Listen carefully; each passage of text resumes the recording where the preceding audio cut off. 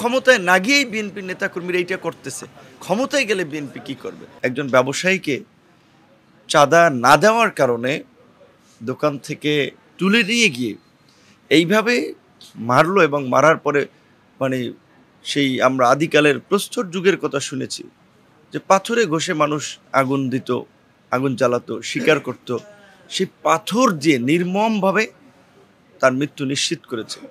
এখন এই উল্লাস যারা করেছে বা এই ঘটনা যারা ঘটিয়েছে তারা কিন্তু একটা রাজনৈতিক প্রভাবের জায়গা থেকে, শক্তির জায়গা থেকে এটা ঘটিয়েছে। কারণ তারা মনে করছে যে এগুলো ঘটালেও তাদের প্রতিকার করার লোক আছে।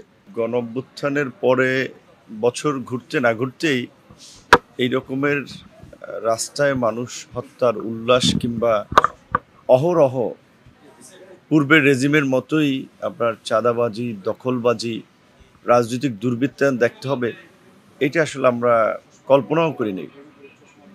কিন্তু অভ্যুত্থানের পর থেকে আমরা একটা কথা বারবার বলে আসছিলাম যে যদি বিপ্লবী সরকার বা জাতীয় সরকার না হয় তাহলে এই বিপ্লব সফল হবে না এবং এই গণঅভ্যুত্থানের সুফল মানুষ পাবে না। সেই জন্য আমরা আমাদের দলের পক্ষ থেকে শুরু থেকেই বারবার জাতীয় সরকার গঠনের আহ্বান জানিয়ে আসছিলাম। নানান পরিস্থিতিতে সেটি হয় নাই। তারপরে আমরা সরকারকে কিছু ক্ষেত্রে সতর্ক করেছিলাম যে অন্তত সরকারের যারা গুরুত্বপূর্ণ স্টেক হোল্ডার বা অংশীজন, রাজনৈতিক দলগুলো, ছাত্র নেতৃবৃন্দ যারা এই আন্দোলনের নেতৃত্ব দিয়েছে, তারা, সামরিক বাহিনী সহ প্রশাসন। ওয়ালটন এখন দেশের সীমানা পেরিয়ে পৌঁছে গিয়েছে 50টিরও বেশি দেশে। ওয়ালটন, ঘরে ঘরে, বিশ্বজুড়ে। কিন্তু দেখা গেছে যে আপনার সিভিল প্রশাসন গত এই 10 মাসেও এখন পর্যন্ত আসলে সংস্কার করা হয় নাই, কিংবা এই গণহত্যার সাথে, এই মানবতা বিরোধী অপরাধের সাথে টপ থেকে বটম যারা জড়িত ছিল তাদেরকে চাকরি থেকেও স্যাক করা হয়নি। কাউকে গ্রেপ্তার করা হয়েছে, কেউ আছে, যার কারণে প্রশাসনের অনেকের মধ্যে কিন্তু আতঙ্ক যে আমি যদি একটা শক্ত ভূমিকা নেই আমাকে আবার বিভিন্নভাবে ট্যাগ দিয়ে আমার ক্ষতি করা হতে পারে। যে কারণেও কিন্তু অনেকে প্রশাসনের ক্ষেত্রে, বিশেষ করে আমরা যদি দেখি পুলিশের ক্ষেত্রে, তারা শক্ত ভূমিকা নিতে পারছে না। আমরা মনে করি যে এই সময় অন্তত এই গত 16 বছরের অন্যায়, অবিচার, গুম, খুন, লুটপাট, দুর্বৃত্তায়নের সাথে যারা জড়িত ছিল, রাজনৈতিক নেতৃবৃন্দের পাশাপাশি প্রশাসনের, তাদের অন্তত 6 মাসের মধ্যে গ্রেপ্তার করা দরকার ছিল। এটা না করার ফলে এখন প্রশাসন একটা দোদুল্যমান অবস্থায় আছে যে কাকে ধরবে, কাকে ছাড়বে, কার বিরুদ্ধে ব্যবস্থা নেবে। যেমন গতকালকের যে চাঞ্চল্যকর ঘটনাটি আমরা দেখলাম ঢাকার স্যার সলিমুল্লাহ মেডিকেল কলেজের সামনে, মিটফোর্ড হসপিটালের সামনে, সেখানে একজন ব্যবসায়ীকে চাঁদা না দেওয়ার কারণে দোকান থেকে তুলে নিয়ে গিয়ে এইভাবে মারলো এবং মারার পরে সেই আমরা আদিকালের প্রস্তর যুগের কথা শুনেছি যে পাথরে ঘষে মানুষ আগুন দিত, আগুন জ্বালাতো, শিকার করত, সেই পাথর দিয়ে নির্মমভাবে তার মৃত্যু নিশ্চিত করেছে।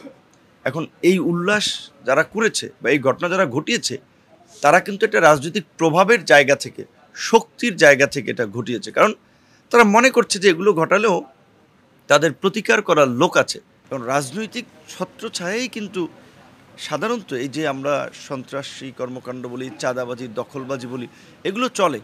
এখন এই গণ অভ্যুত্থানের পরে বিশেষ করে বিএনপির মতো একটা বড় দায়িত্বশীল রাজনৈতিক দল, যাদের সম্ভাবনা আছে আগামীতে সরকার গঠন করা, তো সরকার গঠন করার আগে যদি মানুষ দেখে যে নারায়ণগঞ্জ, গাজীপুর, ইপিজেড, বিভিন্ন ইন্ডাস্ট্রিয়াল এলাকায় ব্যবসায়ীদের হুমকি ধামকি দিয়ে জুট ব্যবসা তারা নিয়ন্ত্রণ করবে, সেটা নিয়ে তারা নিজেরা গোলাগুলি করে মানুষ মারা যাবে, মার্কেট সমিতি, ব্যবসা প্রতিষ্ঠান দখল করবে, মানুষ ব্যবসা বাণিজ্য যারা করে তাদের কাছ থেকে চাঁদা চাইবে, চাঁদা না দিলে একটা ভয়ঙ্কর পরিস্থিতি সৃষ্টি করার জন্য, নিজেদেরকে ক্যাডার, মাস্তান, গুন্ডা হিসেবে উপস্থাপন করার জন্য এইভাবে পাথর ছুঁড়ে আপনার হত্যা করবে। কিংবা নারায়ণগঞ্জে এর আগে দেখেছি নিজ দলের নেতাদেরকেই কাপড় চুপড় খুলে ফেলেছে।